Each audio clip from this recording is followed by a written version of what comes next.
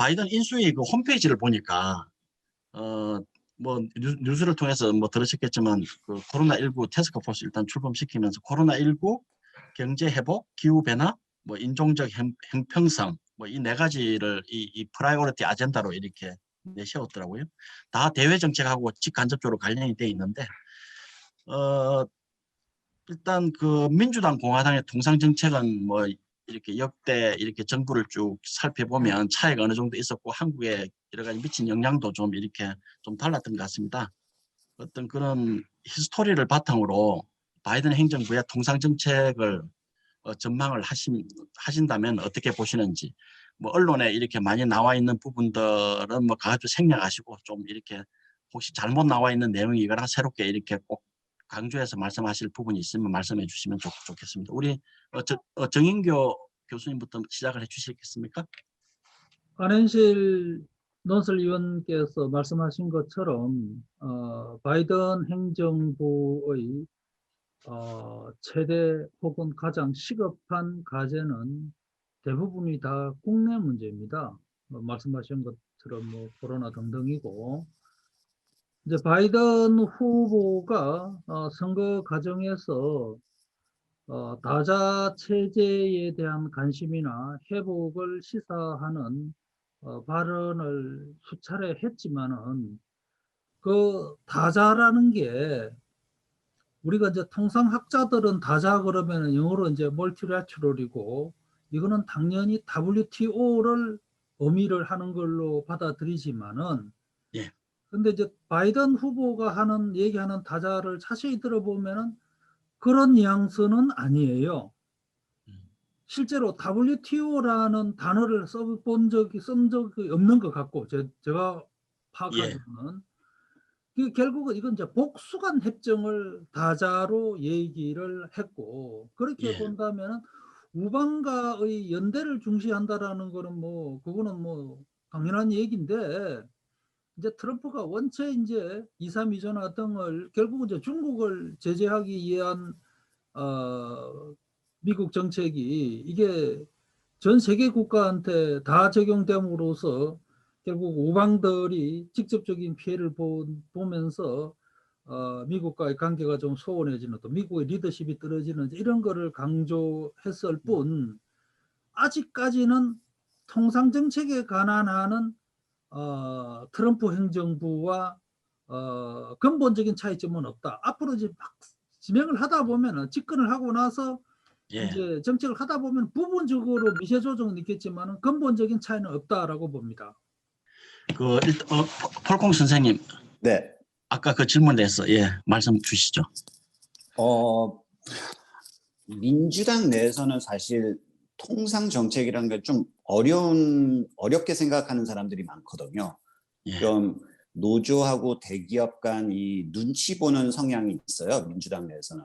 예. 어느 만큼 그런 눈치를 보냐면은 미국 무역 대표부 60년 역사상 현직 아니면 전직 민주당 의원을 그 자리에 임명한 적이 없어요. 그만큼 이 의원 정치인들이 통상 정책, 무역에 대한 평가 아니면은 voting record, 뭐 투표를 한 적이 있으면 그게 기록이잖아요. 예. 그럼으로써 어떻게 보면은 그 사람이 뭐 프로 트레이드인가 뭐 프로 노조인가 뭐 그걸 알 수 있으니까 보통 거의 60년간 민주당 정권은 워싱턴에서 활동하는 사람 아니고 그냥 예. 오바마 1기 때처럼 막 댈러스 시장을 시골에서 끌고 오는 그런 경우가 있어요. 예. 그래서 민주당 내 정치는 그런 면에서 편하게 생각을 해요. 예. 그런 거를 신경을 써야 될 것 같고 아마 이번 정권도 아마 별 다를 게 없는데 지금 물망에 지금 오르는 사람 중 하나가 지금 부티지지 시장이잖아요. 그 예. 사람도 워싱턴 경험으로서는 뭐 하원 상원 의원을 한 적이 없는 사람이니까 좀 어떻게 마땅한 사람으로 평가를 보고 있다고 봅니다. 그리고 통상 정책 사실 아까 정 교수님 말씀하신 것처럼은 좀 지금 현재로서는 별 다를 게 없어요. 두 당 사이에서는 공화당하고 예. 민주당은 정책으로 따지면 동의합니다. 그 지금 뭐 아무래도 상무장관이라든지 USTR 이런 쪽에 지금 물망에 오르시는 분 중에 뭐 이렇게 특별하게 눈여겨 보시는 분들이 있으신지 우리 정 교수님하고 폴콩 선생님 뭐 어떻게 보시는지. 그 USTR은 아마 바이든 행정부에서 인선 작업을 할 때 맨 마지막에 결정할 겁니다. 지금 그다지 급하지도 않고 예, 또 내년 6월까지는 현재의 라이트하이저가 자리를 지키고 있을 가능성이 높을 뿐만 아니라 라이트하이저가 지금까지 해온 정책이 뭐 민주당 뭐 당론하고는 좀 모르겠습니다만은 어쨌든 현재의 그 트럼프 정책에 대해서 여야가 사실상 다 동의를 하고 있는 상태에서 라이트하이저가 뭐 문제가 된 적도 없고 하기 때문에 예, 저기 USTR 문제는 좀 더 지켜봐야 될 것 같고 예, 상무장관은 아직은 모르겠습니다. 지금은 아직은 특별히 뭐 제가 봤을 때는 그게 없는 것 같은 게 이번 대선은 정말 보기 드물게 정책 대결이 아닌 코로나 대결이거나 혹은 트럼프와 반트럼프 대결이었기 때문에 어떤 그런 그 통상이나 뭐 카모스에 관련되는 이슈가 중요한 게 있으면은 그걸 아이디어를 내는 이런 어떤 그 파워 그룹이 또 인텔렉츄얼 그룹들이 이 뒤에서 작용하는 게 보여야 되는데 이번엔 거의 그게 안 보였거든요. 예, 예. 실제로 뭐 그런 때문에 아직은 드러나고 있지 않다라고 봅니다. 혹시 우리 폴콩 선생님 좀 저기 생각이 있으신지? 혹시 교수님 잠깐만요. 교수님 이게 백악관에 사시는 그 안보 관련된 그 보좌관들도 사실은 통상에 굉장히 큰 영향을 미치는 거죠. 그렇게 봐야 되겠죠. 그럼요. 미국은 그 통상 정책뿐만 아니라 대부분 정책들이 다 그러니까 이제 백악관의 어떤 그런 그 조율 기능이 이제 큰 게 그 뭐 통상은 말할 것도 없고 이게 안보하고 다 연결되는 거고 특히 트럼프 때는 232조 무역법 232조를 들고 나오면서 무역과 통상과 안보 관계를 직결을 예. 시켜버렸기 때문에 뭐 백악관 안보 라인도 통상에 대해서는 상당한 어떤 뭐 이게 사실은 뭐 일종의 전략의 하나의 중요한 축으로 지금 활용하고 있는 거죠. 미국 지금 행정부에서. 그리고 앞으로도 아마 그럴 겁니다. 예, 알겠습니다. 우리 폴콩 선생님 어떻게 보세요?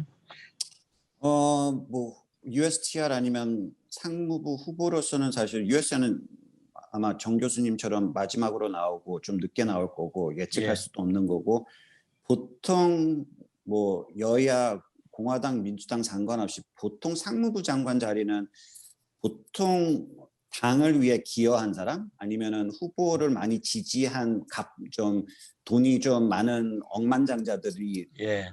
그 자리에 임명되는 거거든요. 예. 근데 최근에 바이든 캠프에서 그분한테 10만 불 이상 contribution fundraising을 해준 사람 명단이 나왔어요. 예, 예. 그래서 아마 상무부 장관은 그 몇백 명 사이에 누가 있지 않을까 싶습니다. 예. 하여튼 뭐 일단 캠프에 대한 구체적인 인물들은 나중에 좀 더 기다려 봐야 될 것 같고요. 정 교수님, 우리 사실 그 바이든 행정부 쪽에 여러 가지 이제 원래 그 후보 시절에 여러 가지 경제 정책을 이렇게 보면 뭐 제조업 부분은 뭐 단골 메뉴로 이렇게 들어가 있는 것 같고 글쎄 500만 개 일자리 창출 그게 뭐 가능할지 현실적으로 가능할지는 잘 모르겠습니다만 어쨌든 지금 일자리 창출도 내세웠고 바이 아메리칸도 내세웠고 근데 한 가지 좀 특이한 부분이 그냥 뭐 메이드 인 뭐 이런 아메리카 정도가 아니라 어떤 올 오브 아메리카 또 거기에다가 뭐 올 오브 아메리칸즈 그러니까 어떤 그 미국 내에서 미국인의 손으로 미국 내에서 개소를 하겠다 뭐 이런 식의 어떤 슬로건까지 나와서 혹시 이런 부분들이 민주당은 어차피 좀 보면 큰 정부를 내세우지 않습니까? 그러니까 어떤 산업 정책이 상당히 강화되고 결국 그 산업 정책이 통상 정책하고 연결이 되지 않을까 하는 어떤 그런 전망도 나오는데 어떻게 보십니까? 그러니까 이제 바이든 후보가 이제 당선인이 그 후보 시절에 그 중국에 대한 견제를 하기는 하되 트럼프식으로 실속 없이 하지 말고 그 미국 정부가 그 정부 지출을 늘려서 기술 개발이라든가 산업 발전을 할 수 있도록 이렇게 지원하겠다고 하면서 이제 물론 이제 그 과정에는 이게 일자리 정책하고 다 맞물리고 또 코로나 대응하고 하면서 단기적으로는 2조 달러, 장기적으로 보면은 6조 달러까지 돈을 풀겠다라는 거고, 그러면서 이제 노조라든가 또 그 민주당 성향, 뭐 민주당은 전통적으로 보호무역주의니까 성향을 의식해서 그런지는 모르겠습니다만은 메이드 인 올 아메리카, 그 말은 뭐냐면 말씀하신 것처럼 뭐 기존에 얘기하던 어떤 그런 그 가급적이면은 그 미국에서 생산된 거를 좀 사줬으면 좋겠다라는 바이 아메리카보다도 훨씬 더 센 거고, 이건 그러면은 이제 이 기업들의 어떤 그 이 조달 체계를 미국산으로 다 돌려라는 얘기와 마찬가지이고, 그렇게 본다면은 트럼프보다도 더 센 보호무역주의를 추구할 가능성이 있다. 예, 근데 그렇게 될 수밖에 없는 게, 사실은 4년 전에 트럼프가 보호무역주의를 내세워서 당선되면서 민주당은 말 그대로 멘붕에 빠질 수밖에 없잖아요. 예, 보호무역주의는 민주당의 간판 대외 정책인데 트럼프가 가져가 버리니까 민주당으로서는 기본적으로 트럼프보다 더 센 보호무역주의를 할 수밖에 없고, 이번에 선거에서 통상정책에 대한 언급은 타이틀로 단 건 없고 군데군데에다가 조금씩 흩어놨는데, 그 뉘앙스를 보면은 더 세게 간다라는 게 저는 예. 제가 판단하고 있는 바입니다. 우리 폴콩 선생님, 지금 네. 아까 제가 드린 질문 기억하십니까? 네네. 예, 말씀해 주시죠. 제조업으로 50년 정치 생활을 한 바이든 시야에서 보는 제조업은요, 아마 델러웨어 대표적인 회사 듀폰트를 생각하시면 될 것 같습니다. 아, 듀퐁, 예, 듀폰이 지금 사실 36년 넘게 상원의원 생활 그분이 지켜온 회사고, 아하, 그래서 그리고 또 그나마 저기 델러웨어 하면은 듀폰 말고는 뭐 델러웨어는 보통 크레딧 카드 인더스트리가 많거든요. 예, 그래서 저기 뭐 델러웨어 회사들을 챙기는 걸로는 듀폰이 대표적, 제조업 회사로는 대표적이고, 예, 그래서 그 경험이 있는 그 바탕으로 아마 나가지 않을까. 근데 아까 정 교수님 말씀대로 사실 이 좀 판이 바뀐 거잖아요. 예, 저기 트럼프가 내세운 게 사실 민주당의 핵심 그 정책이었는데, 예, 아마 그리고 또 사실 델러웨어는 저기 많은 대기업들이 본사는 없지만 등록은 돼 있잖아요. 예, 예, 그래서 좀 비즈니스 프렌들리한 의원으로 많이들 평가를 해요, 바이든은. 예, 그래서 그거를 아마 주목해야 될 것 같고, 예. 여기 아마 아까 말씀한 대로 듀폰을 모델로 모든 시야를 듀폰을 모델로 보면 될 것 같습니다. 혹시 어제 청와대 다녀오셨지 않습니까? 이 바이든 행정부 관련한 여러 가지 정책 변화와 관련해서 혹시 그 청와대 브리핑 하시면서 이렇게 특별히 이런 정책을 이렇게 주의 깊게 보라고 이렇게 말씀하신 내용이 있으시면 좀 소개 좀 해주실래요? 좀 미중 분쟁 앞으로 어떻게 나갈까에 좀 제가 좀 많이 설명을 했어요. 제가 생각하기로는. 그래서 그거 설명해 드릴까요? 예. 먼저 말씀 좀 해주시죠. 예. 지금 사실 뭐 통상하면은 뭐 당연히 WTO 문제가 크지만 미중 분쟁이 사실 트럼프 4년 동안 큰 저기 뭐 좀 많이 신경을 썼잖아요. 예. 그리고 좀 어떻게 보면은 지금 이 bilateral relationship이 좀 최악, 거의 89년 천안문 그 사건 이후로는 최악으로 볼 수 있는 그런 관계잖아요. 예, 예. 그래서 제 생각으로는 아마 지금 많이들 궁금해하는데 이 미 분쟁이 어떻게 풀릴 건지. 예. 근데 사실 선거하면서 바이든은 시진핑을 thug, 폭력배라고 불렀고, 예. 지금 문제들이 많은데 제가 설명했는데 사실 2009년 부통령 취임하자마자 오바마 1기 때 미국이 러시아하고도 사이가 엄청 나빴어요. 예, 예, 예. 그 전에 러시아가 조지아 공화국을 하고 싸우고 그래가지고 그때 엄청 사이가 나빴는데, 그때 2009년에 힐러리 국무장관을 앞세우고 제일 먼저 한 게 외교 정책 중 지금 오바마 외교 정책 중 실패작으로 보는 게 그 리셋, 러시아하고 리셋, 재설정을 시도했어요. 근데 그게 지금 모델로 보고 있다면 사실 그런 길로 가면 안 되죠. 왜냐하면은 러시아하고 재설정을 2009년에 시도했는데 2004년, 그러니까 5년 만에 우크라이나의 크림반도가 먹었잖아요, 러시아가.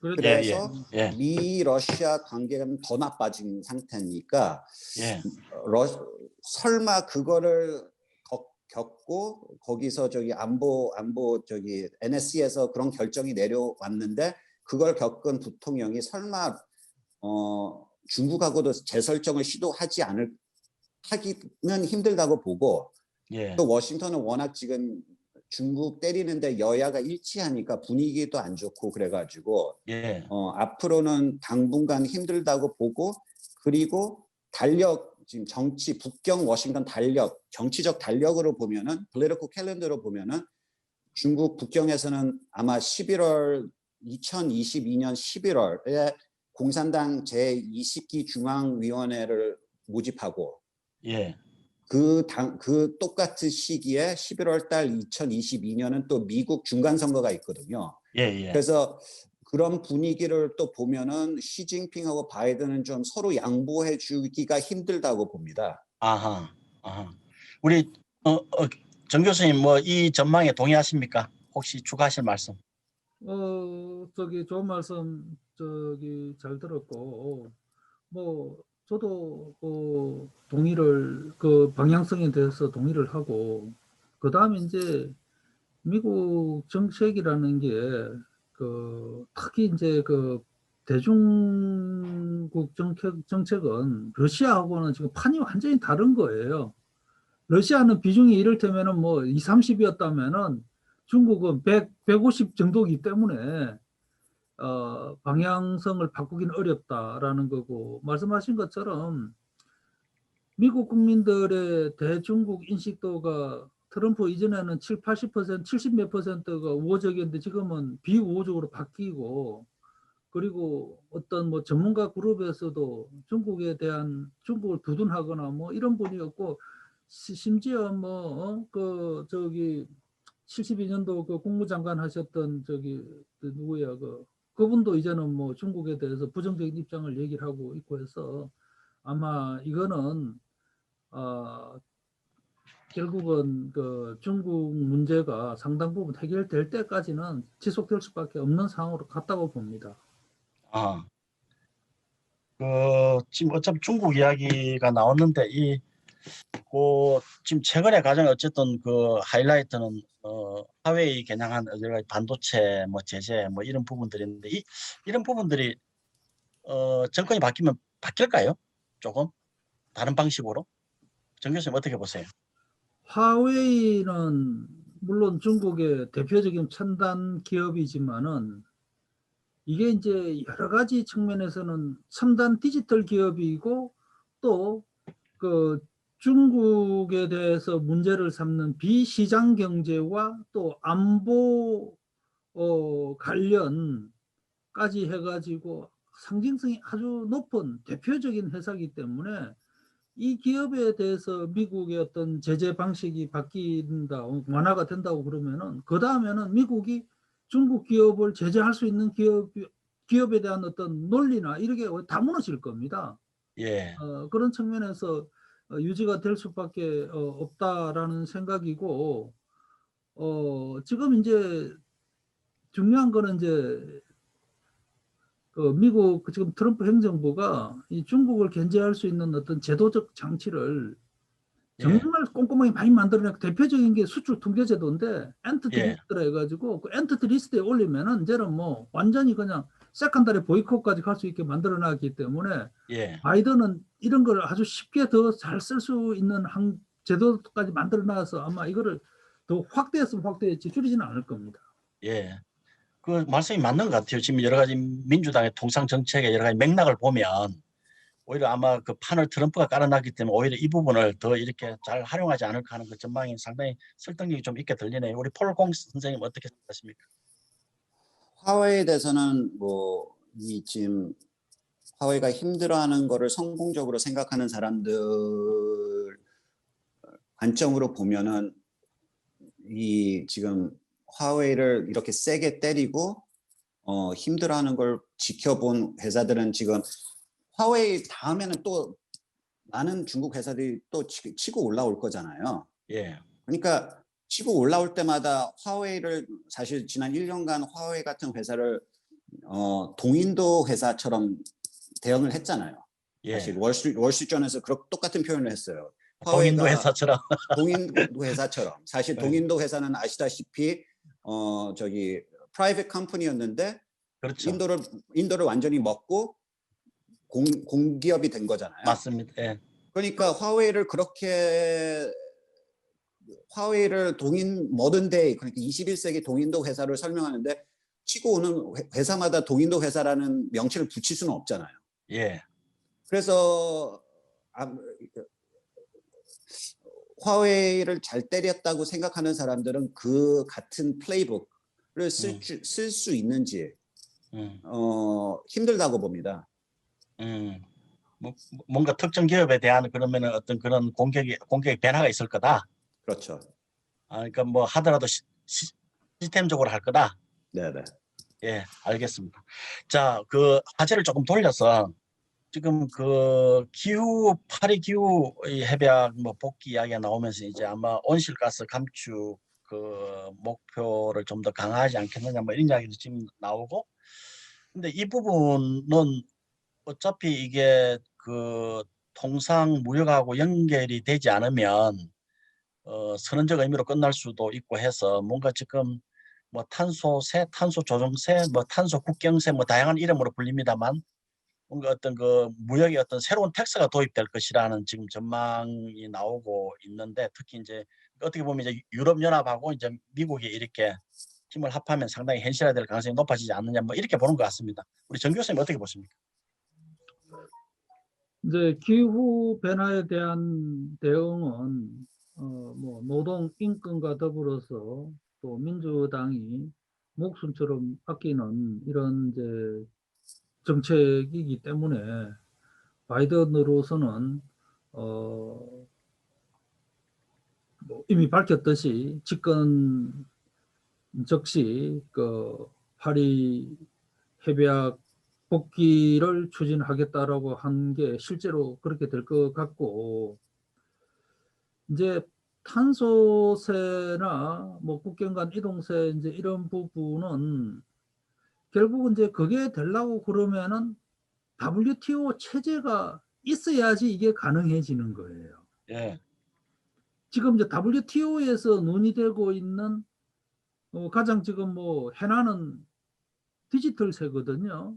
그거는 뭐 예, 미국이 지금 뭐 유럽 국가들하고 거의 뭐 맞붙고 있는 상황이고, 예, EU가 환경세에 대해서 긍정적이지만은 또 전 세계 다른 나라들, 이제 특히 뭐 중국, 인도, 나머지 뭐 이런 뭐 개도국들이 반발을 하고, 이제 이런 상황에서 지금 뭐 WTO 사무총장 인선도 지금 안 되는 판에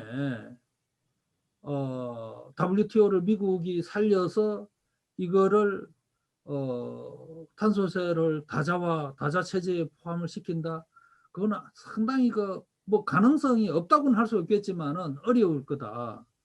예, 만약에 앞으로 이제 정말 미중 간의 디커플링이 일어나고 중국을 뺀 WTO 마이너스 알파 형태의 아니면은 뭐 우방국 간의 EPN 이코노믹 프로스페리티 네트워크이든 뭐든 뭐 무슨 이름이든 간에 그 새로 만들어서 거기에서 그걸 추진한다고 한다면은 그것도 사실은 그거 만드는데 몇 년 걸릴 거고 바이든이 뭐 여러 가지 전망대로 한다면은 1기만 하지 4년 후에는 안 나올 것 같고 예. 그렇게 본다면은 시간적으로 이게 가능할까? 물론 우리로서는 우려되고 대비를 해야 되겠지만은 예. 그러나 현실적으로는 가능성이 높지는 않다라는 생각입니다. 폴공 선생님, 이거 지금 기후변화 온실가스 감축과 관련해서 조금 전에 이야기 나눴는데 혹시 의견이 있으십니까? 의견이 있다면은 아마 지금 바이든 정권이 사실 32년 만에 처음으로 대통령이 취임과 동시에 상하원을 잡고 있지 않는 건 32년 만이거든요. 예.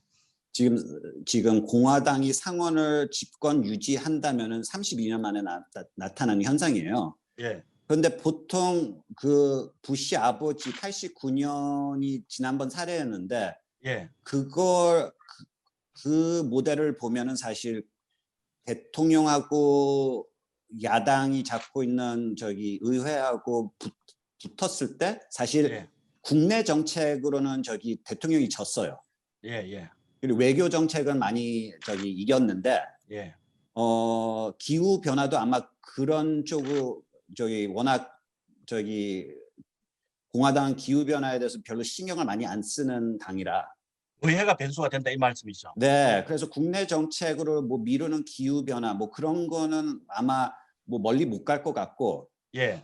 파리 뭐 클라이밋 뭐 협상 제가 그런 거는 뭐 외교 정책이니까 쉽게 할 수도 있다고 봅니다. 예. 예. 그 송 변호사님. 네. 예, 지금 제 말씀 들리시죠? 예, 잘 들립니다. 뭐 아주 알맞은 타이밍에 들어오셨습니다. 지금 그 기후변화 온실가스 이 통상 연계 전망들이 나오고 있는데 이 부분이 여러 가지 뭐 지금 탄소세라든지 뭐 탄소 무역세로 뭐 현실화될 것이라는 뭐 이야기도 있습니다. 우리 송 변호사님은 이 부분에 대해서 어떻게 전망하세요? 네, 지금까지 그 정 교수님 공보자관님 말씀 잘 들었고요. 제 생각에는 물론 이제 바이든 대통령 당선자의 어떤 정치적인 한계는 있겠지만, 예. 가령 지금 그 공약을 보면 법인세를 21%에서 28%로 올려서 대규모 재정을 만들어서 그것으로 예. 이제 신재생 에너지라든지 예. 여러 내부 산업 정책을 써서 결국은 그걸 가지고 미국 경제를 좀 더 일으키려고 하지 않나.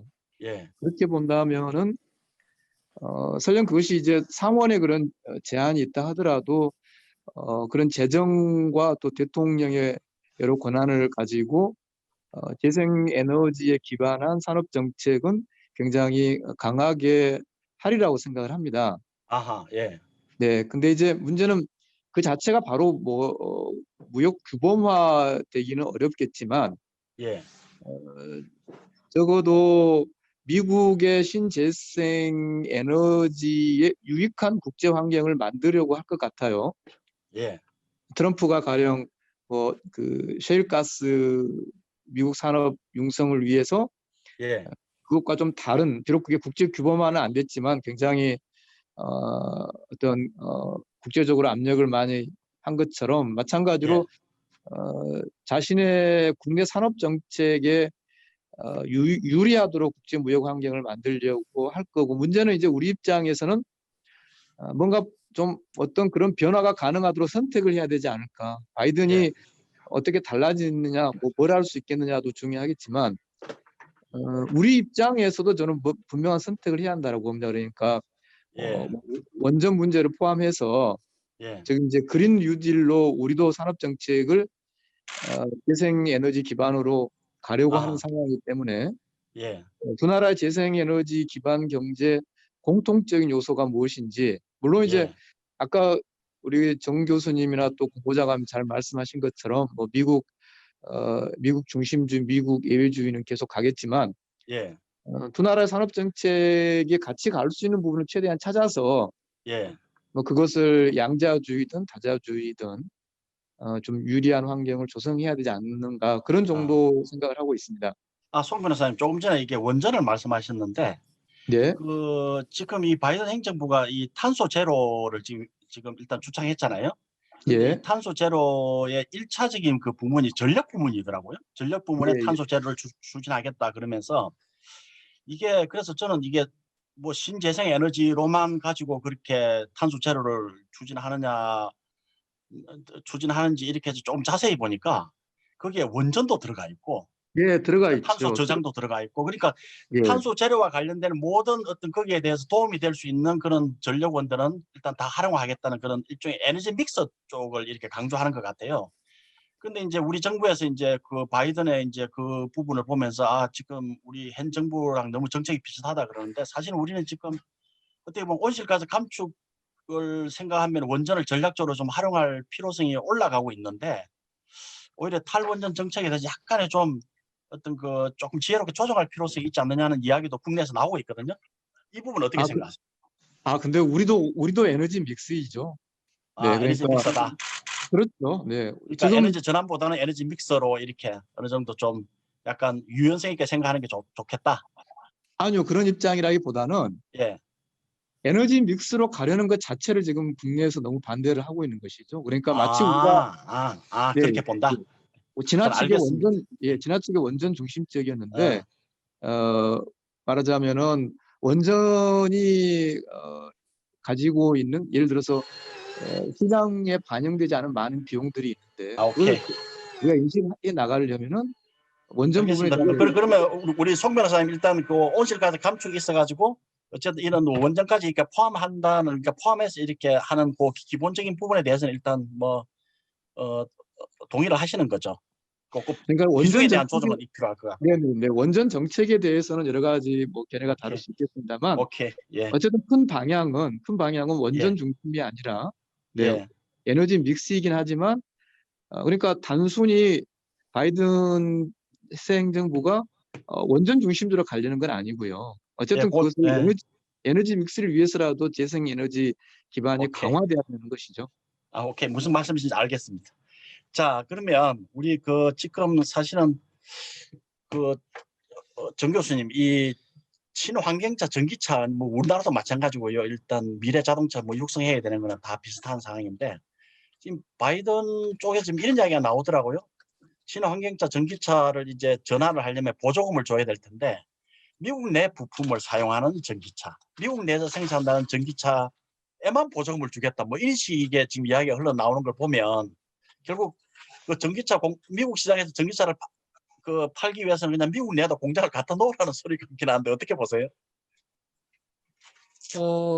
중국 경우를 본다면은 딱 그런 경우였죠. 그 배터리 같은 경우도 이제 뭐 보면은 우리 뭐 저기 대기업이 투자를 했는데도 또 뭐 거기다 요건이 중국에서 생산을 했더라도 또 그 중국 자체 요건이 충족 안 됐다고 그래가지고 우리가 그야말로 아주 차별적 대우를 받은 대표적인 사례였는데 예, 맞습니다. 미국에서만 생산하는 걸로 되지는 않을 거고 예. 바이든의 메이드 인 올 아메리카 원칙에 따라서 조건이 상당히 까다로울 것 같아요. 아하. 그래서 기본적으로는 뭐 미국 내에서 그 요건 다 충족시키면 받을 수 있을 건데 국내에서 수출하는 거는 아마 이 연방정부의 재원이 투입되는 것을 허용하지 않을 겁니다. 더더군다나 지금 세금을 올려서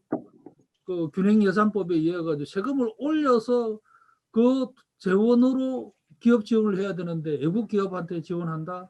뭐 쉽게 받기는 어렵겠다라는 생각이 듭니다. 예. 우리 폴콩 선생님도 동의하십니까? 네, 네, 어느 정도 동의하고, 사실 저는 그 지원금도 못 받을 거라고 생각합니다. 왜냐하면 지금 공화당 상원이 제가 아는 맥코널 공화당 원내대표가 저기 집권을 유지하면은 법인세, 소득세 못 올릴 거라고 보고 예, 그만큼 지원해줄 자금도 없어질 거고 예. 저기 그렇게 생각합니다. 아, 그러니까 법인세, 소득세 인상 자체가 쉽지 않은 과제가 될 거다 이렇게 보시는군요.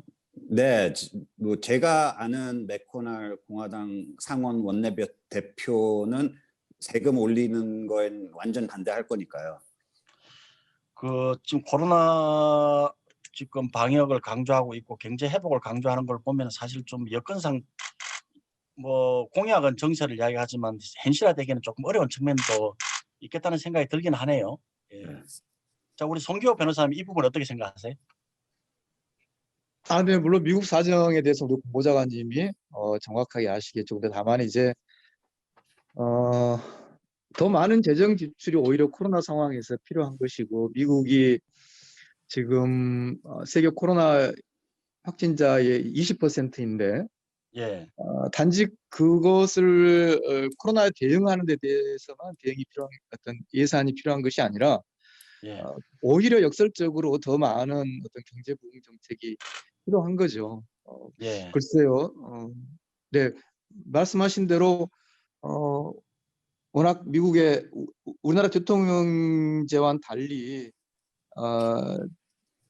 미국의 의회 역할이 워낙 크기 때문에 예, 그건 결국은 뭐 정치적으로 해결돼야 될 것 같은데 그러나 미국이 해야 될 많은 일 중에서 특히 중요한 코로나 대응이나 경제 회복을 위해서는 세입 예산 증가가 필요한 것이고요.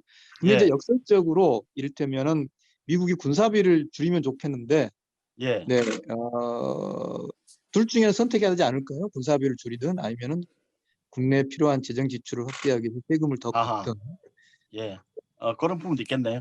혹시 송 변호사님, 이 지금 바이든 행정부에서 노동 문제, 인권 문제를 통상과 연계할 것이라는 전망들이 나오는데 어떻게 보십니까? 아니, 제가 잠깐 건너가기 전에 제가 한 아, 말씀 예, 잠깐 드리고 예, 넘어가면 될까요? 기본적으로 이제 민주당이 큰 정부를 지향하고 있지만은 이 연방 정부 예산에 대한 균형이나 통제에 관한 법은 클린턴 때 막 세게 빡세게 만들었고 또 오바마 말년에 또 그 균형 무슨 법을 해가지고 가이드라인을 세게 잡아놨거든요. 예, 거기 보면 이제 보건 분야에 대한 지출은 조금 예외적으로 쓸 수 있는 카테고리가 있기는 있어요. 그래서 코로나 대응을 위해서 쓰는 부분하고 예, 그다음에 이제 친환경 산업 키우기 위해서 2조 달러를 글로 쓰겠다고 하는 건 이건 완전히 다른 얘기이기 때문에 예, 아까 우리 콩 변호사님 보좌관님 말씀하셨던 것처럼 어쨌든 뭐 상하 양원 모두가 지금 소수당인 상황에서 그 법을 만족시킬 수 있을 정도의 그 의회 내에서 이 세금 지지 세력 인상안에 확보. 예. 대한 지지 확보가 현실적으로 가능하기 참 어려울 것 같습니다. 제가 아. 한마디 예, 예, 사실은 지금 이런 상황에서 지금 몇 개월 동안 미국 정계 안에서 예산 안에서는 현대 화폐 이론 얘기가 많이 나오거든요. 예, Modern Monetary Theory. 그게 지금 스테프니 켈튼 교수가 좀 많이 추진하는 그런 이론인데 그게 예. 사실은 간단히 설명하자면은 미국 정부는 예산 적자를 볼 수 있다. 충분히 볼 수 있지만 인플레이션만 감안하면은 어느 정도 미국은 예산은 적자 받으라도 괜찮다라는 이론이거든요. 예, 예. 근데 사실 들어오는 뭐 법인세 소득세 못 올리고 들어오는 돈은 없지만 나가는 돈이 많다라고 이거를 만족할 수 있는 건 사실 이 현대화폐 이론이거든요. 예, 그래서 예. 이걸 추진하면은 사실 그래서 지금 뭐 인사가 정책이다 그러면은 이 스테프니 켈튼 교수가 예. 백악관의 경제자문위원회 멤버 아니면 이코노미스트가 되는지 지켜봐야 예. 될 것 같습니다. 아, 그 가능성이 있다고 보십니까? 있긴 있죠. 음, 이코노미스트 워낙 많은데 뭐 치프 이코노미스트까지는 모르겠지만 예, 이 스테프니 켈튼 교수가 백악관 경제자문위원 멤버가 되면은 이 현대화폐 이론이 가능성이 있다고 보죠. 오케이, 알겠습니다. 자, 우리 송 변호사님, 제 말씀 들리십니까? 아, 예, 들립니다. 예, 네. 아까 우리 환경 문제와 통상의 연계 이야기를 좀 했었는데 사실 이 민주당의 여러 가지 정책 칼라로 보면 노동, 뭐 인권, 뭐 이런 그 어떤 문제도 통상과 연계하는 좀 이렇게 경향이 상당히 높다는 분석이 나오지 않습니까? 이 부분은 어떻게 전망하십니까? 글쎄요, 한미 FTA에도 뭐 노동이나 인권, 특히 노동 저항이나 환경 저항이 있지만 EU와는 달리 EU는 이제 ILO 핵심 조약 비준을 가지고 구체적인 협의 절차까지 진행하고 예, 뭔가 실질적인 움직임이 있었지만 미국은 한미 FTA 이후에 전혀 그런 움직임이 없었죠. 그러니까 미국이 이야기하는 국제 통상에서의 노동 인권이라는 게 예, 아까 정 교수님이나 공보장관이 말씀하신 그런 미국의 뭐 외교안보 통상 전략에서의 중요한 변수라고 생각하지는 않습니다. 다만 예, 이제 이를테면은 중국을 압박을 할 때 예, 예, 아까 정 교수 이야기했지만 적어도 우방국과의 건설적 협의의 틀 속에서 가능하면 다자주의 틀 속에서 중국을 압박하려고 할 때 예, 뭐 그때 노동과 인권을 일부 이야기할 수는 있겠죠. 예, 그렇지만은 노동과 인권 자체에 기반한 통상 정책, 뭐 통상 자체가 그다지 어떤 지금 단계에서 미국에서 우선적 과제도 아닙니다만, 예, 그리고 노동 인권 문제를 마치기 전에 아까 이제 공보장관님이 MMT 굉장히 재밌는 또 의미 있는 말씀하셨는데, 다만 그게 이제 미국의 달러화의 국제적 가치와도 관련돼 있어서 예, 아직은 뭐 이 MMT 이야기는 꽤 이야기가 나오긴 나왔지만 예. 그것이 바이든 행정부의 어떤 핵심 정책으로 과연 될 수 있을까? 그거는 좀뭐 중요한 문제이긴 합니다만 좀 더 지켜봐야 되지 않을까 싶습니다. 아, 알겠습니다. 송 변호사님, 지금 이 질문이 나온 김에 네, 우리 아마 일본 수출 규제 관련해서 우리 송 변호사님 뭐 여러 가지 자문위원도 이렇게 하시는 걸로 제가 알고 있는데 바이든 행정부가 들어오면서 지금 일본의 수출 규제 부분 이 부분에 어떤 영향이 있지 않을까라고 보는 사람도 있는 것 같아요. 왜냐하면 이제 한미일 동맹을 뭐 또 강조하다 보면 여러 가지 어떤 바이든 행정부가 일본에 대해서 뭔가 좀 이렇게 뭔가 또 설득할 부분이 생기지 않을까 뭐 이런 이야기도 나오는데 사실 박근혜 대통령 때 위안부 합의 때에 이분이 부통령을 했잖아요. 오바마 행정부에서. 그때 하고 지금 강제징용 관련된 판결이 이미 나온 상태에서 일본 수출 규제가 현실화한 지금 현재의 상황하고는 좀 차이가 있기 때문에 글쎄 이 부분 뭐 상당히 좀 상황이 복잡해져서 좀 예단하기는 어렵지 않느냐 뭐 이런 이야기도 나오는데 우리 송 변호사님 어떻게 보세요? 저는 지금 바이든 주변 사람 중에 이런 생각하는 사람이 거의 없을 거라고 생각하고요. 아, 이제 예. 다만 기본적으로 제가 이야기로는 미국의 생각은 빨리 이 문제가 한일 사이에 해결되기를 바라는 거겠죠. 근데 이제 예. 어, 특히 이제 이 문제가 또 우리 유명희 본부장 사무총장 문제하고도 또 관련이 아예 없는 건 아니거든요. 그러니까 예.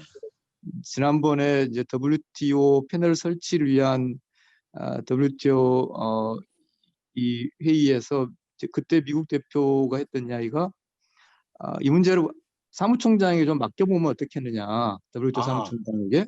예. 근데 문제는 그 시기가 이미 기존에 했던 사무총장이 이제 그만하겠다고 하고 예. 우리 유명 본부장이 WTO 사무총장 출마를 선언한 후인데 예. 제3국의 사무총장에게 맡겨보면 어떻겠느냐고 했다는 이야기는 결과적으로 어쨌든 이 한일 사이의 이 문제 자체를 좀 이게 지속되는 걸 미국은 원하지 않는 것 같고요. 예. 그런 게 꼭 우리에게 유리하다고만은 생각하지는 않습니다. 그래서 바이든 행정부가 들어와서 이 수출 규제에 어떤 영향이 있을 것이다. 그렇게 큰 영향은 없지 않을까 저는 그렇게 봅니다. 아, 예, 알겠습니다. 우리 정 교수님도 뭐 정 교수님 여기에 대해서 뭐 혹시 추가하실 말씀 있으세요? 아니, 송 예. 변호사님 저기 말씀에 뭐 거의 그대로 동의를 하고 예. 한두 가지만 뭐 첨언을 한다면은 어쨌든 미국은 이런 문제 포함해서 한일 갈등을 미국의 어떤 안보적 측면에서 보지 통상적 측면에서 이런 검토는 거의 안 할 것 같아요. 물론 이게 아, 예. 통상 이슈지만 예. 이거는 너들끼리 해결하든지 뭐 WTO 가서 알아서 하든지 이렇게 보는 거고, 예. 이제 두 번째 관점은 어쨌든 뭐 일본 주장이 틀렸던 맞았던 간에 일본은 어쨌든 그 가트 21조에 있는 안보 조항을 근거로 맞습니다. 예. 했고, 예. 또 미국은 중국을 치면서 안보 논리를 내세웠기 때문에 예. 따지고 보면은 두 나라의 어프로치가 같은 거예요. 예. 그런데 뭐 미국이 일본한테 이래라 저래라 얘기할 수도 없고, 더더군다나 바이든 행정부에 있어서는 지금 뭐 안보 통상 얘기는, 통상 예. 정책은 저 밑에 있기 때문에 알겠습니다. 영향이 없다라는 부분에 전적으로 공감합니다. 자, 정 변호사님, 정 변호사님이 한다. 우리 정 교수님, 이 지금 알셉이 지금 타결 뭐 됐다는 지금 소식이 지금 들려옵니다. 그 뭐 서명만 남았다는 이야기가 지금 있는데, 이 알셉 협상을 어차피 중국이 지금까지 열의를 보여온 협상이고, 만약 이 부분이 타결이 되면 이 바이든 행정부가 트럼프가 사실 뭐 이렇게 더 이상 참여하지 않겠다고 선언했던 TPP 그러니까 TPP를 대항마로 RCEP의 대항마로 띄우지 않을까 하는 그런 전망도 나오는데 어떻게 보십니까? 먼저 RCEP 협상 내용은 사실 뭐 금년 초에 거의 다 마무리가 되어 있었는데, 이제 인도가 예. 참여하지 않겠다 하면서 이제 딜레이 돼서 인도 빼고 그럼 우리끼리 하자라고 해서 이제 이제 세레모니를 이제 하는 단계에 접어든 거고, 예. RCEP 협상을 뭐 중국이 주도했다라는 게 이제 주로 뭐 많은 사람들이 얘기했는데, 제가 알기로는 예. 사실상 주도한 나라가 없다. 그렇게 주도한 나라가 없다. 시간 끌고, 그리고 내용을 보면은 내용 자체를 보더라도 무슨 뭐 알맹이가 없고, 포장은 그럴듯하지만은 알맹이가 그닥 없기 때문에 누가 주도했다라고 또 어떤 그 크레딧을 예. 주기도 어려운 상황이다, 이렇게 말씀드릴 수 있고, 자, TPP나 CPTPP에 바이든 행정부가 복귀할 거냐, 이제 이 부분은 예. 물론 이제 부통령 시절에 바이든 오바마 행정부에서 TPP를 대중국 견제 전략으로 추진을 했고 서명까지 했지만은, 중국 문제를 다루는 데 있어서 오바마 대통령 시절의 국제 환경과 지금의 환경은 사뭇 달라졌다고 봅니다. 가장 예. 대표적인 게, 미국은 TPP라는 어떤 외곽 조직을 통해서라도 중국을 좀 프레셔를 가해야 되겠다고 생각했다면, 지금은 트럼프가 말 그대로 일방주의로 해서 미국 국내법에 의해서 중국을 몰아붙이겠다라는 걸로 방향이 완전히 잡혀버렸고, TPP보다도 10배 이상 센 예. 국내 제도로 가지고 중국을 견제를 하고 있는데, 굳이 바이든이 오바마 시절에 아무리 빌드백 배틀을 한다지만은 그걸로 들어갈 가능성은 저는 매우 낮다고 봅니다. 우리 송 변호사님 어떻게 보세요? 예, 저도 이렇게 그 TPP, 그러니까 일본 중심의 새로운 이 환태평양 협정에 바로 복귀하지는 않을 거로 생각을 합니다.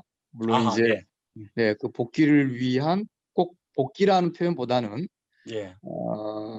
이게 이제 일본이 열심히 하고 있는 이 지역의 또 중요한 지역 경제 협정이기 때문에 여기에 대해서 일정한 의견을 뭐 가령 뭐 이러이러한 점들이 뭐 점들에 대해서 좀 더 이렇게 발전돼야 된다. 예. 어떤 협의나 협상 정도는 이야기할 수 있겠지만 예. 이게 새 정부 초기에 복귀하리라고 생각하지 않습니다. 이제 다만 우리 그냥 영어로 하면은 그냥 RCEP 이쪽 우리 지역 요 포괄적 경제협정 문제를 잠깐 제 의견을 말씀드리면, 제 생각에는 이게 이제 아세안과 한중일이 이렇게 같이 모여 있는 것인데, 지금 이제 결국은 국제 통상이라는 게 주요 메이저들이 어떻게 움직이고 그게 우리 유불리를 어떻게 주느냐도 중요하겠지만 예, 결국은 우리 국민 경제의 요구가 무엇이고 우리 국민 경제의 유익한 국제 환경 질서를 우리가 어떻게든 좀 만들어 볼 것이냐를 관점에서 예, 본다면 예. 저는 이 RCEP에 대해서 좀 더 적극적으로 우리가 그 역할을 하면 좋겠다 그런 생각을 아, 개인적으로 하고 있습니다.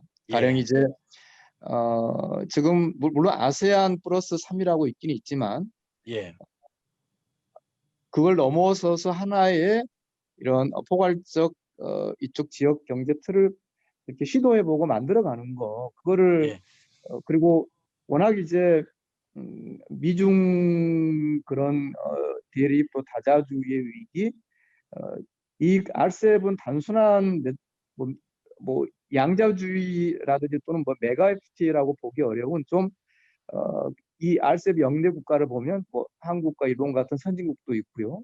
또 예, 중국처럼 어, 물론 뭐 이게 사회주의냐 뭐 진짜 사회주의냐 그런 이야기도 있지만 뭔가 다른 시스템 그리고 이제 아세안도 있고 그러기 때문에 예, RCEP의 경험이 우리에게 상당히 중요하다는 점에서 저는 좀 주목을 하고 있습니다. 예. 알겠습니다.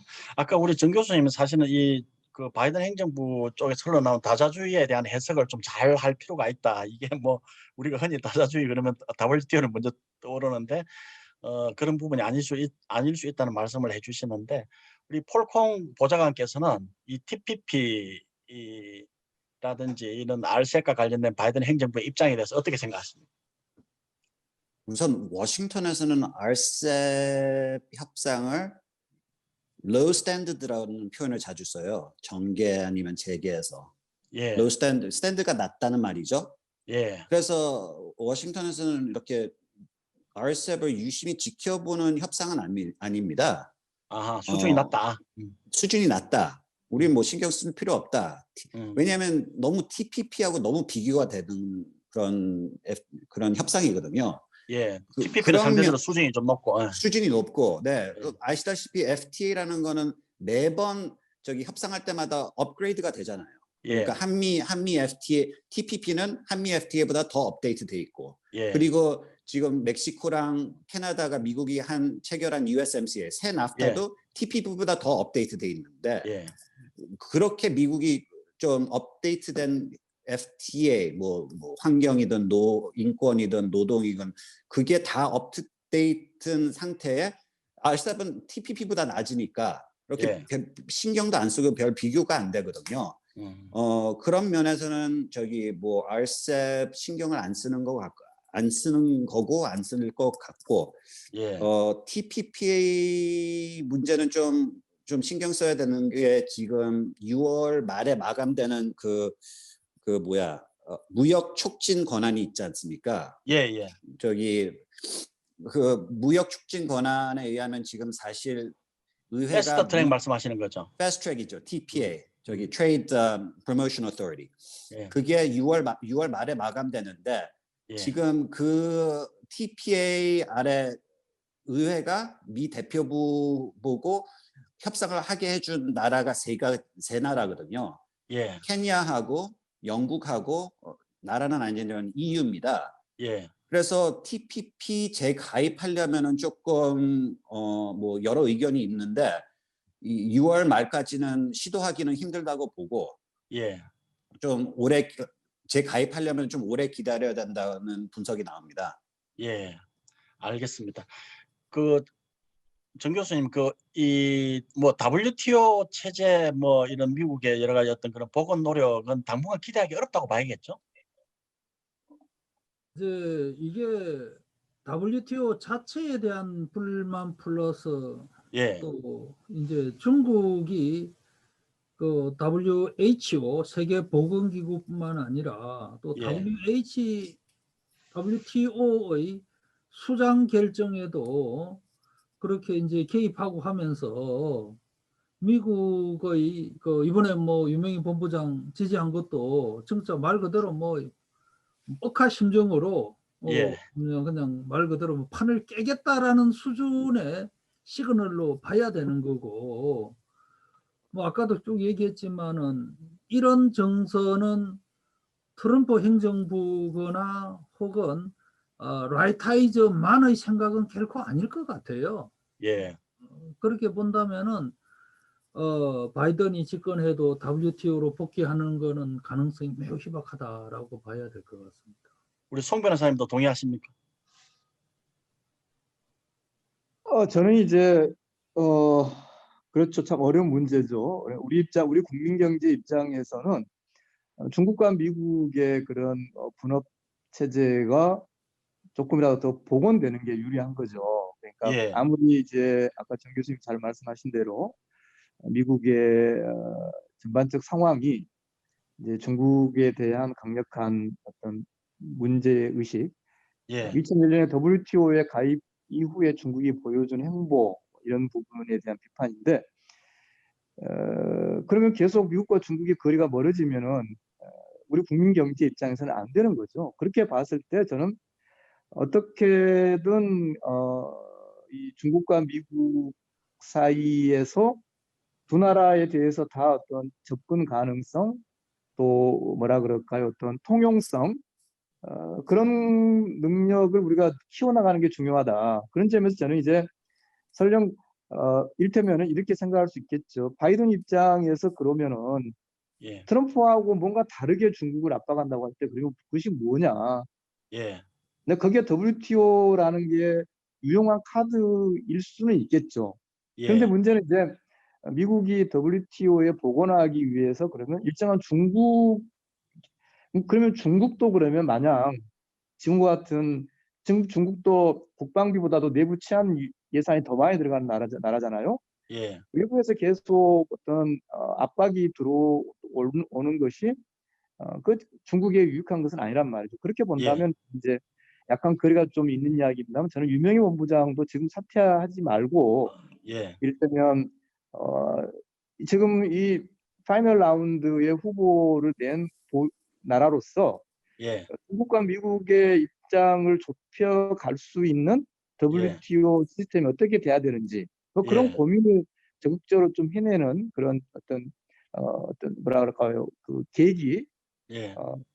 결국은 말씀하신 것처럼 바로 뭐 WTO에 갑자기 뭐 예. 어떤 미국 외교주의나 미국 중심주의가 포기되지는 않겠지만 예. 그러나 WTO를 통해서 미국과 중국이 서로의 유익함을 얻을 수 있다면 예. 굳이 바이든이 그 길을 나는 안 간다고 하진 않을 거기 때문에 예.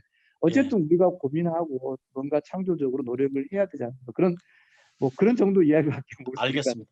그 쿼드에 대해서는 어떻게 생각하십니까? 우리 정 교수님, 이 쿼드 사실 트럼프 정부 거의 뭐 말기에 와서 이제 그러니까 좀 더 어떻게 보면 한국도 참여했으면 좋겠다는 그런 의사를 상당히 노골적으로 피력하고 그랬는데 이 바이든 행정부의 여러 가지 어떤 돌아가는 상황을 보더라도 이런 입장은 유지되지 않을까 하는 생각이 드는데 어떻게 보세요? 네, 먼저 이제 우리 송 변호사께서 이 미중 갈등으로 인해서 우리가 가장 피해를 볼 수 있고 이러기 때문에 어쨌든 두 나라가 관계가 정상화될 수 있도록 뭐 우리나라뿐만 아니라 전 세계가 노력해야 된다는 부분에 전적으로 공감을 하고 이제 그렇지만 이게 참 해법이 눈에 안 예. 보여서 참 어렵게 느껴진다라는 것도 또 현실이고 이제 이게 또 다 지금 맞물려 있는 게 이제 쿼드 참여 문제인데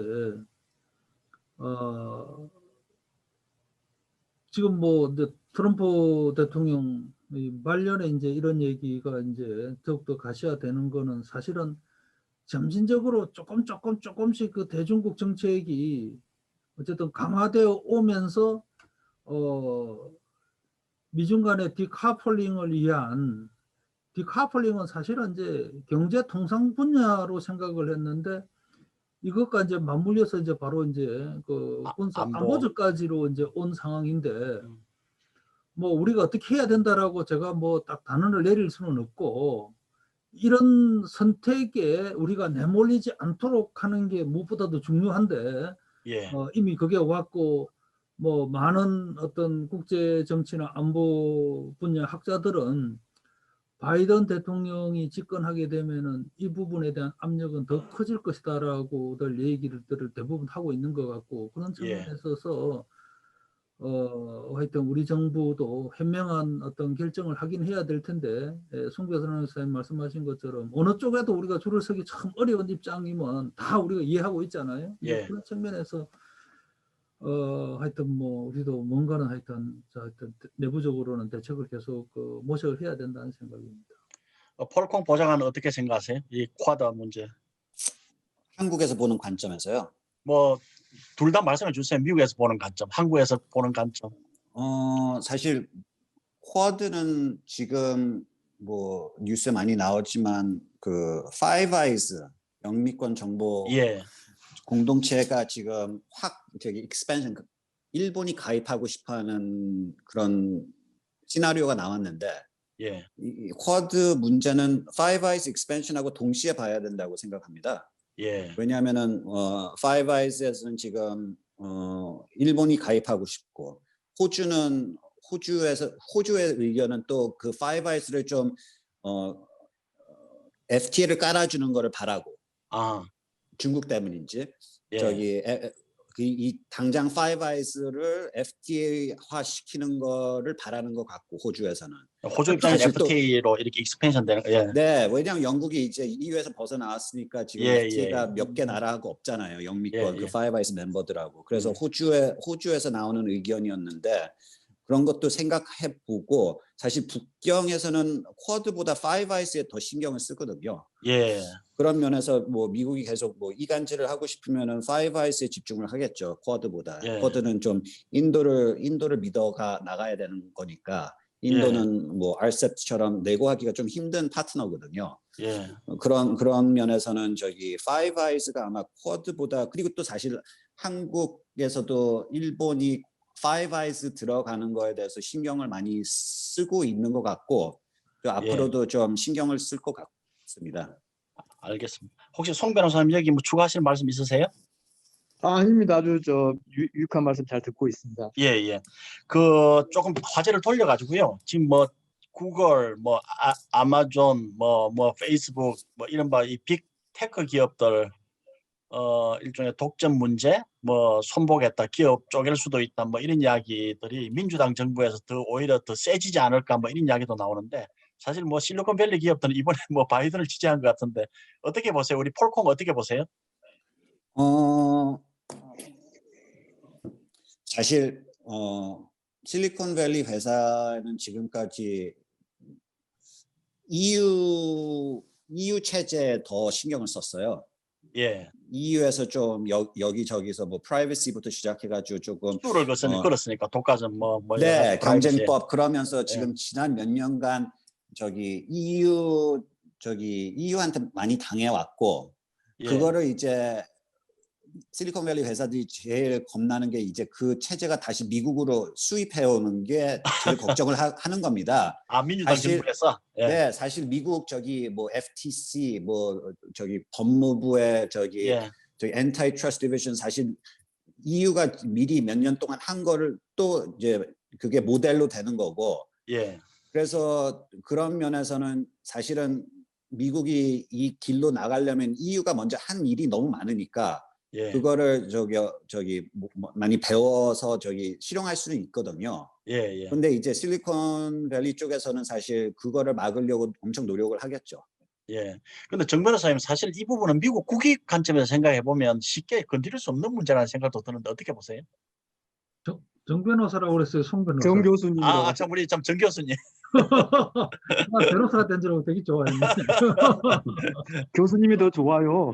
변호사가 좋지. 일단 교수님 먼저 하십시오 그러면. 사실은 이제 바이든 당선인이 상원의원 할 때 빅테크 기업에 대해서 부정적인 입장을 표현했다라는 것은 그분 연배가 아까 우리 폴콩 보좌관. 보좌관께서 말씀하셨던 것처럼 두퐁이 따지고 보면은 대표적인 전통 기업인데, 전통 제조업인데, 그거보다는 더 이렇게 더 여러 측면에서 각광을 받는, 또 그러면서도 민주당은 어쨌든 이 성자 독식이 뭐 가장 특징인 그런 이 디지털 기업을 이대로 놔두는 것에서는 민주당 정강하고도 사실 안 맞는 거예요.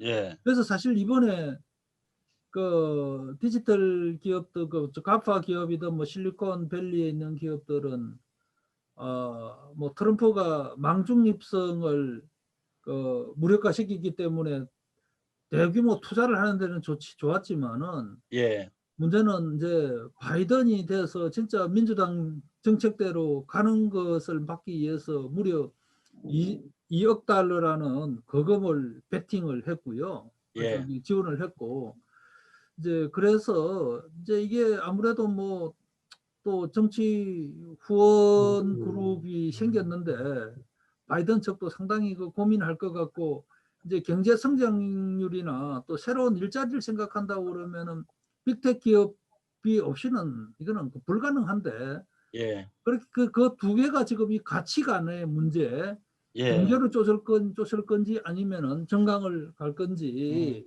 음. 요 부분이 결국은 인수위에서 가장 고민해야 될 어떤 국내 정책의 하나가 되지 않을까 싶습니다. 예. 그렇게 아마 드네요. 한마디 좀 예. 덧붙이고 싶은데, 사실 인사가 정책이라고 보면은 지금 실리콘밸리를 잡아야 되는 그 역할을 총괄하는 백악관 법률 고문이 될 사람은 아마 지금 많은 사람이 신티아 호근이라는 여자 변호사가 될 거라고 봅니다. 근데 그게 한 번 더 말씀해 주세요. 그 성함. 신티아 호근. 예. 근데 그 여자 이름을 왜 꺼내냐면요, 그 사람이 얼마 전까지 인수위 들어가기 전까지 애플의 로비스트였었어요. 아하. 그래서 애플의 로비스트가 백악관 법률 고문이 될 확률이 높은데, 예. 그 사람이 앞으로 저기 실리콘밸리를 때리고 잡아야 되는 역할을 총괄해야 되는데 볼만할 것 같습니다. 아마 그런 예. 시나리오가 나타나면은. 근데 뭐 바이든 행정부가 지금 5G 인프라, 통신 인프라 미국이 뒤처진 거 이런 부분에 대해서 뭐 상당히 투자를 어떻게 보면 독려하겠다 뭐 이런 걸로 봐서는 이 망중립성을 함부로 또 예를 들어서 트럼프가 폐기한 걸 다시 또 끄집어내서 통신사들의 투자 인센티브를 뭐 위축시키고 이럴 것 같지는 또 안 하고 있거든요. 그러니까 여러 가지 현실하고 이상 간에 여러 가지 충돌이 좀 있는 것 그렇죠. 같아요. 네, 이게 우리 아마 송 변호사님 어떻게 보세요?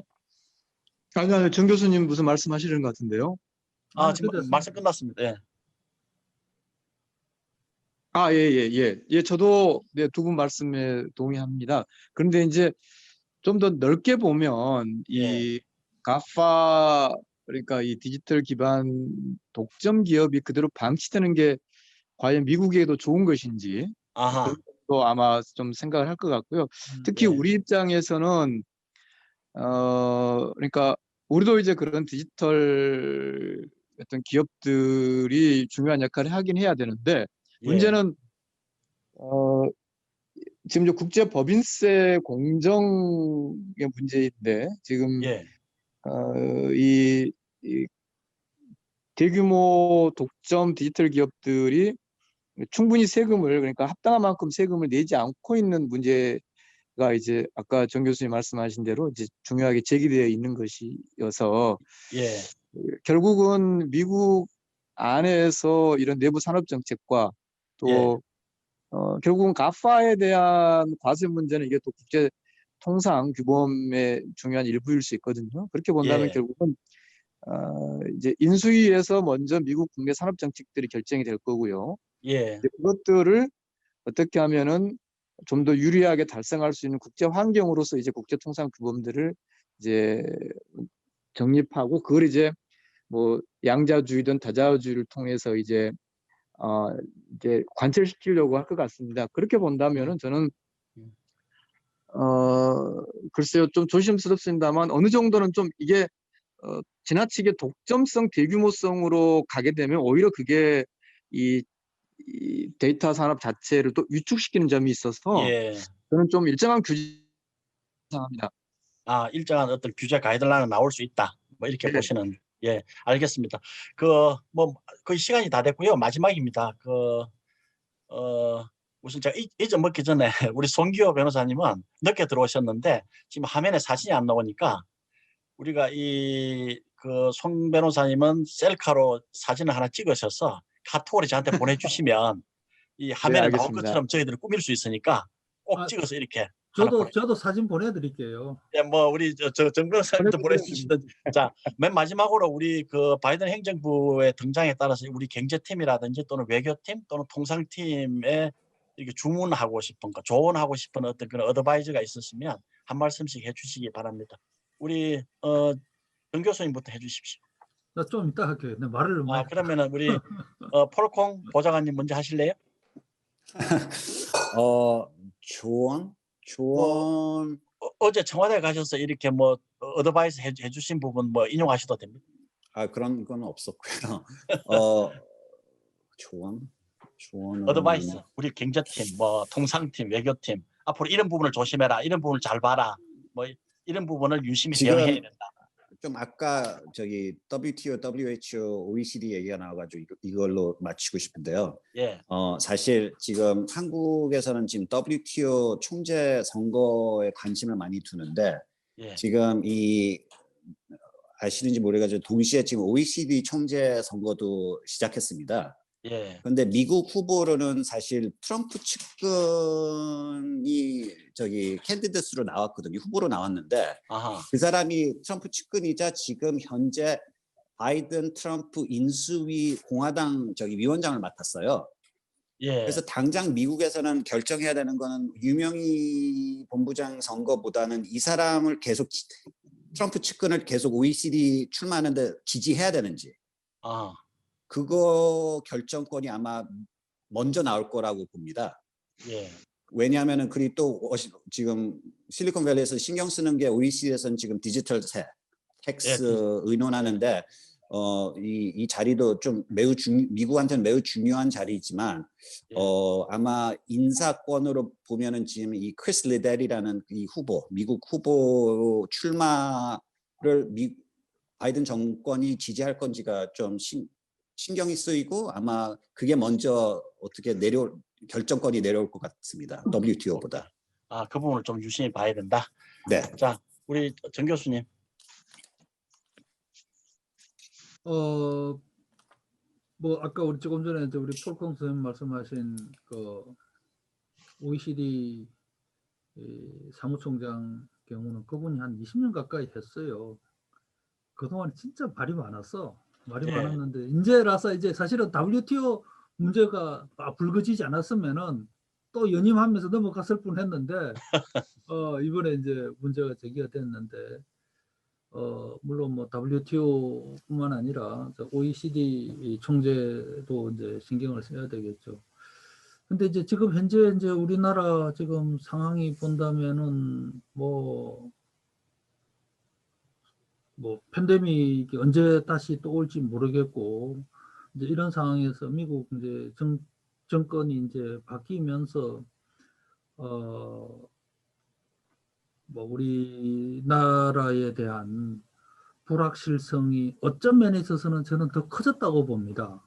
예. 뭐 대선이 미국 같은 데서는 대선이 끝나면 지금까지는 불확실성이 거치면서 어쩌고 저쩌고 뭐 좋은 일들을 많이 생각들 했는데 예. 이제는 앞으로 같은 방향으로 특히 통상정책에 있어서 글쎄 그게 지속이 되어도 문제고 더 악화가 되어지면은 우리한테는 더 힘든 날이 올 것이고 이제 그런 측면에 있어서 아까 뭐 송기호 변호사님 역시 뭐 좋은 말씀해 주신 데 대해서 저도 다 공감을 하는데 그러나 이걸 우리가 지금 미중 양진영을 우리가 무슨 뭐 이 중재를 하거나 이런 역할을 하기에는 우리가 너무나 역부족이고 그렇다고 해서 또 뭐 한쪽을 택하는 것도 어렵지만은 어쨌든 이 세계 질서가 재편이 되어지는 이 방향성에 대해서는 우리가 좀 더 무게감을 두고 정부도 앞으로 대책을 준비를 해야 된다라고 봅니다.